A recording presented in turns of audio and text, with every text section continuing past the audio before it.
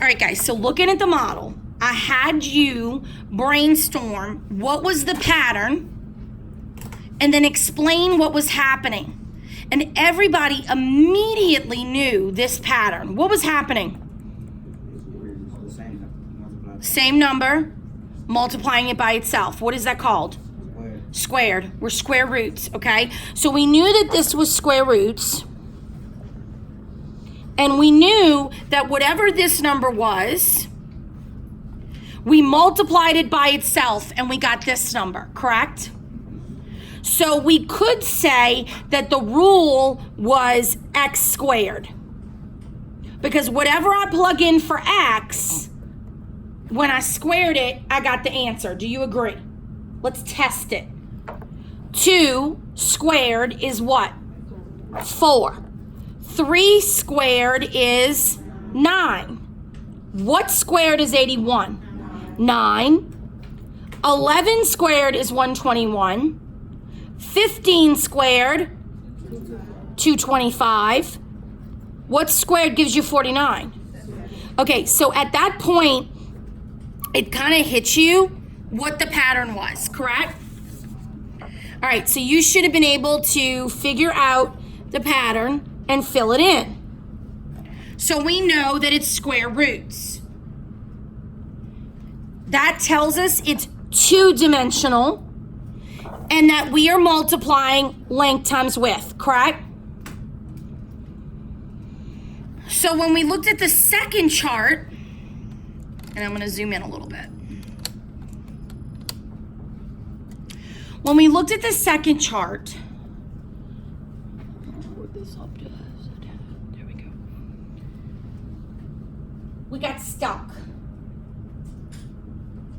But what got you on this chart was that you immediately saw a connection between this column and this column. So what was the connection that you were missing here? I always go to the smaller numbers. For instance, 3. How do we get from 3 to 27? You got 3 times 3 times 3. Oh, what do you mean? You got a cubes, it's a cube square. Ah, and at the very end of the conversation, I heard him say it. Because last hour, I heard 9 times 3. And they were so close to discovering that 9 times 3 is, yes, 27, but so is 3 times 3 times 3. Does that theory work for other ones in the table? So I went to 6. If I do 6 times 6 times 6 in my calculator, what do you get? 216. So I knew then that what was happening here was I was doing x cubed. And now I realized that this is 3-dimensional. It's length times width times height now. So instead of it being square roots, it's now cube roots. And we're talking perfect cubes at this point. So let's fill in our chart. 2 times 2 times 2, 8. What times what gives you 125?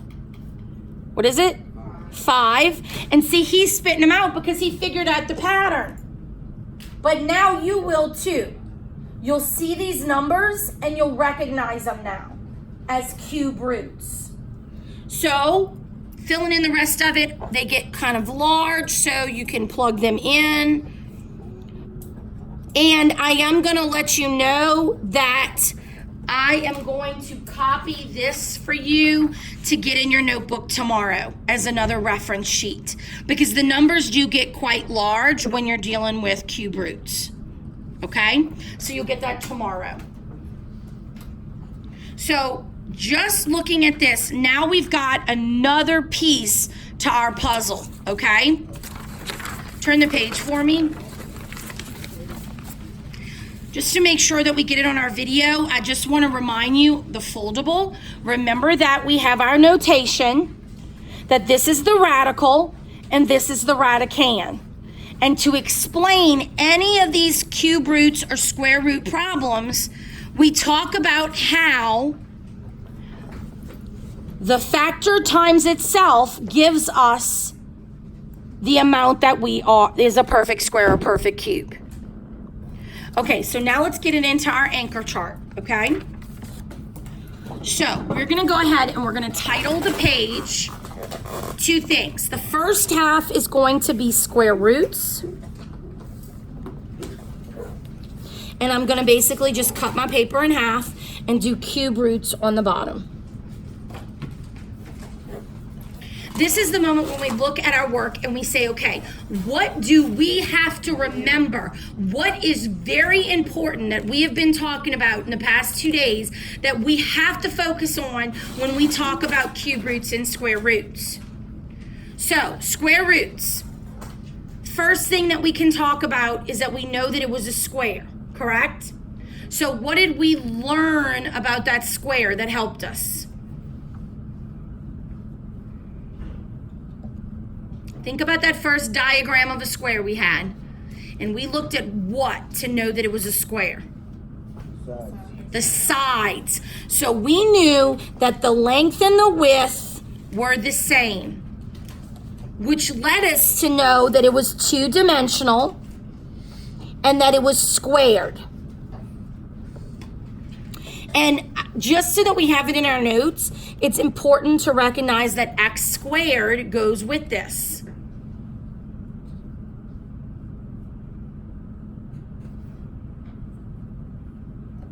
Now, what is the notation? This is what we just went over in our foldable. What is the notation? The radical symbol. So you're going to make sure that you can practice writing that. And of course, you want to make sure that you label this as the radical.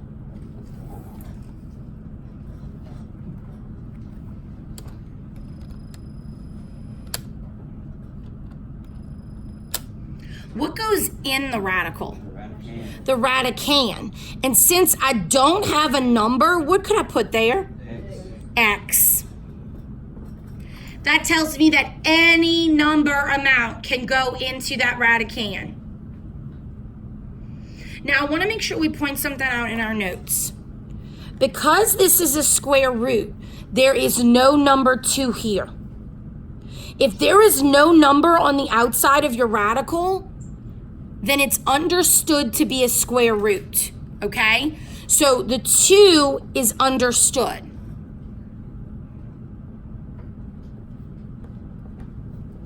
It's invisible. You just want to remind yourself of that so that when you see it, it makes sense.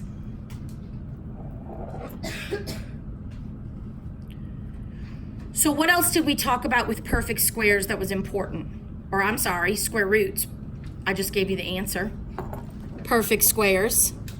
Because we do have them. Is everything a perfect square? No. No, it is not. So what do we know about perfect squares?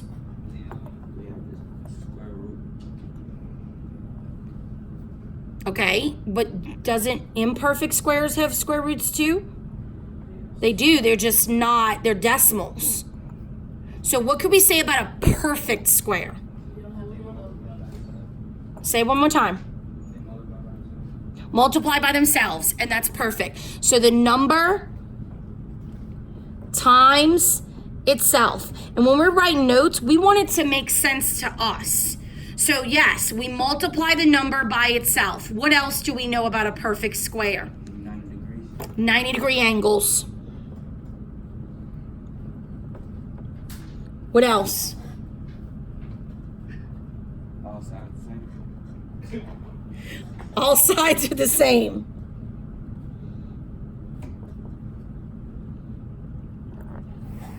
So I always put an example. And we're going to go super easy. 4 times 4 is 16. 16 is a perfect square. And you have in your notes a list that you can use as a reference.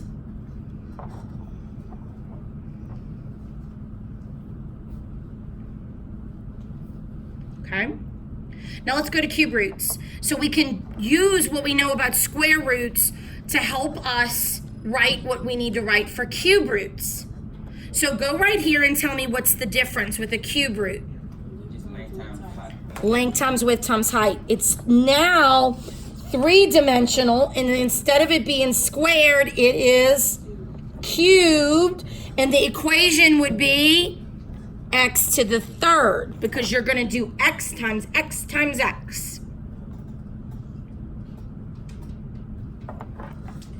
What's the notation for a cube root? Radical with x inside. Close. It's going to have the radical and the radicand, but there's going to be a 3 here, because that 3 tells us that it is a cube root. Somebody said, Miss Blanchard, could you have a 10 there? Yep. Could you have 1,000 there? Yes. Whatever number is right here on the outside of the radical, that is how many times you multiply the number that's on the inside. That's why we have calculators, because the numbers get huge.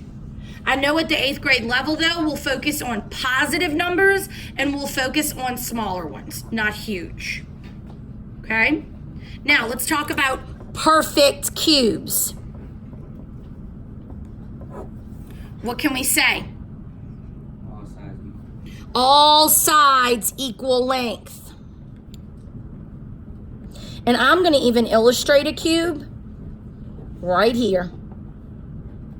And so this case, this could be a 3 by 3 by 3.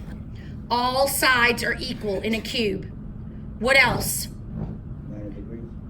They have 90-degree angles. We can see that on here with our box. James, you added something about perfect squares that works here as well. A number. What did you say up here? A number times itself. So for a cube root, what would it be, James? A number times itself 3 times. So it would be x times x times x. And so an example would be 3 times 3 times 3 equals 27. And there's your perfect cube.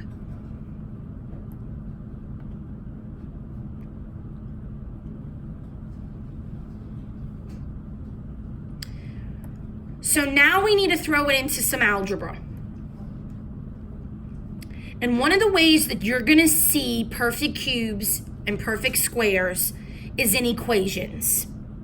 And you're going to see it this year in a couple of different pieces of math. You're going to see it in quadratics, you're going to see it in Pythagorean theorem, and you'll see it a lot next year in your geometry class. So what I want to do is I want to teach you what it looks like so you can identify it, and the way to use notation to solve it. So in your notes, same place, you want to show the 2 different types of equations. So we learned 2 different types of roots, right? We learned cube roots and we learned square roots. So look at the equations. They look kind of funny, huh? What do you notice about them? One have x, 3 and one have x. Okay, so you notice that they have exponents. And this is kind of the clue about which radical you use. Look, this one's x to the third. This one is x squared. So how do we find x squared and 25 if we need to know what x is and what x is? We don't need x times x times x. We need x. We need one of them. So what we're going to do is we are going to take a radical and we are going to take the square root of both sides. Remember, an equation is balanced because of that equal sign, right? So whatever I do here, I have to do here. That's the same thing as x times x and 5 times 5. Well, if I take the square root of this, what is the root? X. And if I take the square root of this, what is the root? 5. Now do I know what x equals? Yes. And I put a box on it. Your work should look like this each and every time. You have to show the radical. So look at a cube root example. I'm going to take the cube root of each side, and notice that I put a 3 outside the radical because it's a cube root. I have to do that. This is x times x times x, and this is 3 times 3 times 3. So what is the root of this? X. What is the root of this? 3. And I have solved. This is what we call root equations. You will see them pop up throughout algebra, and it's as simple as that. But the notation has to stay the same.